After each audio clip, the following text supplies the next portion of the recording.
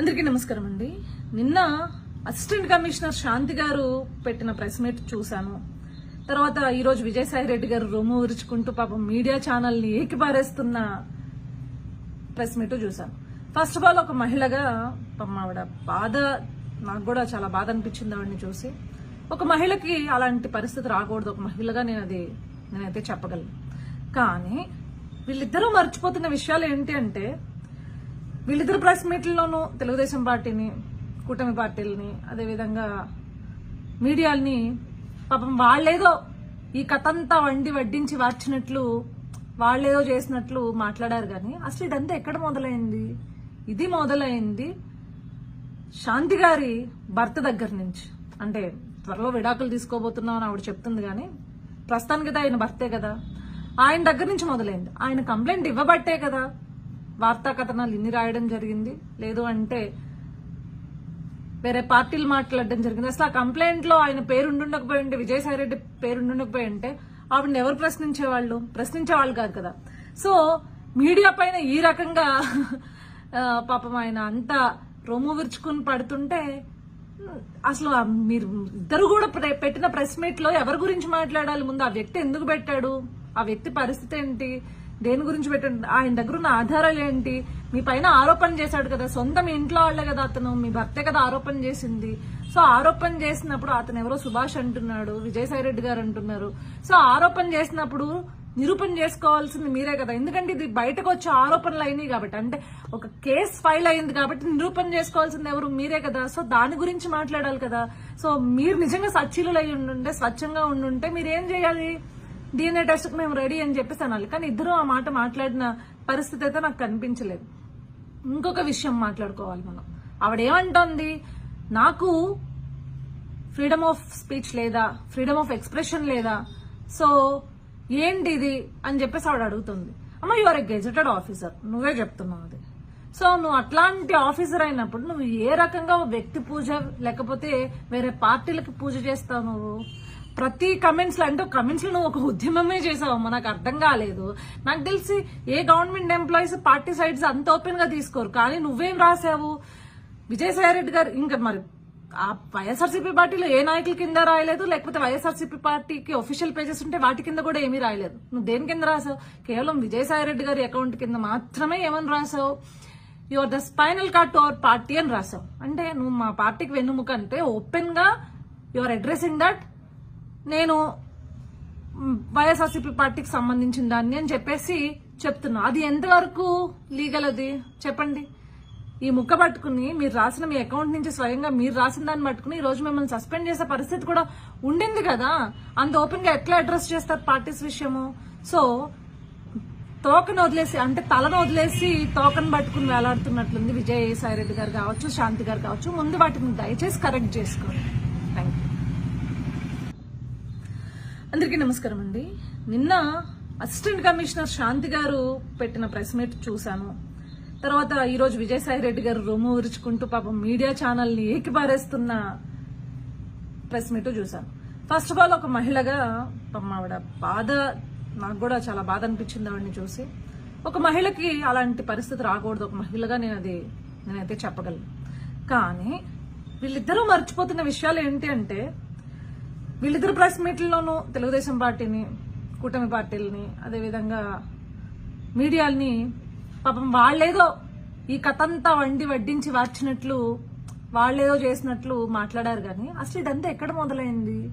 ఇది మొదలైంది శాంతి గారి భర్త దగ్గర నుంచి.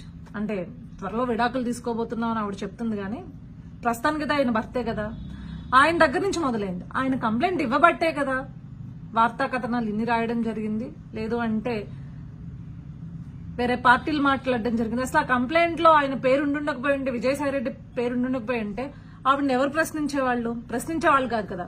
సో మీడియా పైన ఈ రకంగా పాపం ఆయన అంతా రొమ్ము విరుచుకుని పడుతుంటే, అసలు మీరు ఇద్దరు కూడా పెట్టిన ప్రెస్ మీట్ లో ఎవరి గురించి మాట్లాడాలి? ముందు ఆ వ్యక్తి ఎందుకు పెట్టాడు, ఆ వ్యక్తి పరిస్థితి ఏంటి, దేని గురించి పెట్టండి, ఆయన దగ్గర ఉన్న ఆధారాలు ఏంటి? మీ పైన ఆరోపణ చేశాడు కదా, సొంత మీ ఇంట్లో వాళ్లే కదా, అతను మీ భర్తే కదా ఆరోపణ చేసింది. సో ఆరోపణ చేసినప్పుడు అతను ఎవరో సుభాష్ అంటున్నాడు, విజయసాయి రెడ్డి గారు అంటున్నారు. సో ఆరోపణ చేసినప్పుడు నిరూపణ చేసుకోవాల్సింది మీరే కదా, ఎందుకంటే ఇది బయటకు వచ్చే ఆరోపణలు అయినాయి కాబట్టి, అంటే ఒక కేసు ఫైల్ అయింది కాబట్టి నిరూపణ చేసుకోవాల్సింది ఎవరు, మీరే కదా. సో దాని గురించి మాట్లాడాలి కదా. సో మీరు నిజంగా సచ్చీలు అయి ఉండుంటే, స్వచ్ఛంగా ఉండుంటే మీరు ఏం చేయాలి, DNA టెస్ట్ కు మేము రెడీ అని చెప్పేసి అనాలి. కానీ ఇద్దరు ఆ మాట మాట్లాడిన పరిస్థితి అయితే నాకు కనిపించలేదు. ఇంకొక విషయం మాట్లాడుకోవాలి మనం. ఆవిడేమంటోంది, నాకు ఫ్రీడమ్ ఆఫ్ స్పీచ్ లేదా, ఫ్రీడమ్ ఆఫ్ ఎక్స్ప్రెషన్ లేదా, సో ఏంటి ఇది అని చెప్పేసి ఆవిడ అడుగుతుంది. అమ్మ, you are a gazetted officer, నువ్వే చెప్తున్నావు అది. సో నువ్వు అట్లాంటి ఆఫీసర్ అయినప్పుడు నువ్వు ఏ రకంగా వ్యక్తి పూజ లేకపోతే వేరే పార్టీలకు పూజ చేస్తావు నువ్వు? ప్రతి కమెంట్స్ లో, అంటే కమెంట్స్ లో నువ్వు ఒక ఉద్యమమే చేసావమ్మా, నాకు అర్థం కాలేదు. నాకు తెలిసి ఏ గవర్నమెంట్ ఎంప్లాయీస్ పార్టీ సైడ్స్ అంత ఓపెన్ గా తీసుకోరు, కానీ నువ్వేం రాసావు, విజయసాయి రెడ్డి గారు ఇంకా మరి ఆ వైఎస్ఆర్సీపీ పార్టీలో ఏ నాయకుల కింద రాయలేదు, లేకపోతే వైఎస్ఆర్సీపీ పార్టీకి ఒఫీషియల్ పేజెస్ ఉంటే వాటి కింద కూడా ఏమీ రాయలేదు. నువ్వు దేని కింద రాసావు? కేవలం విజయసాయి రెడ్డి గారి అకౌంట్ కింద మాత్రమే ఏమని రాసావు, you are the spinal cord to our party అని రాసావు. అంటే నువ్వు మా పార్టీకి వెన్నుముక అంటే ఓపెన్ గా యు ఆర్ అడ్రెసింగ్ దట్ నేను వైఎస్ఆర్సీపీ పార్టీకి సంబంధించిన దాన్ని అని చెప్పేసి చెప్తున్నా. అది ఎంతవరకు లీగల్ అది చెప్పండి. ఈ ముక్క పట్టుకుని మీరు రాసిన మీ అకౌంట్ నుంచి స్వయంగా మీరు రాసిన దాన్ని పట్టుకుని ఈ రోజు మిమ్మల్ని సస్పెండ్ చేసే పరిస్థితి కూడా ఉండింది కదా. అంత ఓపెన్ గా ఎట్లా అడ్రస్ చేస్తారు పార్టీస్ విషయము?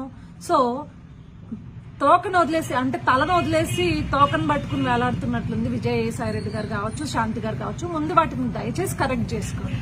Thank you. అందరికీ నమస్కారం అండి. నిన్న అసిస్టెంట్ కమిషనర్ శాంతి గారు పెట్టిన ప్రెస్ మీట్ చూశాను. తర్వాత ఈరోజు విజయసాయి రెడ్డి గారు రొమ్ము విరుచుకుంటూ పాపం మీడియా ఛానల్ ని ఏకిపారేస్తున్న ప్రెస్ మీట్ చూశాను. ఫస్ట్ ఆఫ్ ఆల్ ఒక మహిళగా పాపం ఆవిడ బాధ, నాకు కూడా చాలా బాధ అనిపించింది ఆవిడని చూసి. ఒక మహిళకి అలాంటి పరిస్థితి రాకూడదు, ఒక మహిళగా నేనైతే చెప్పగలను.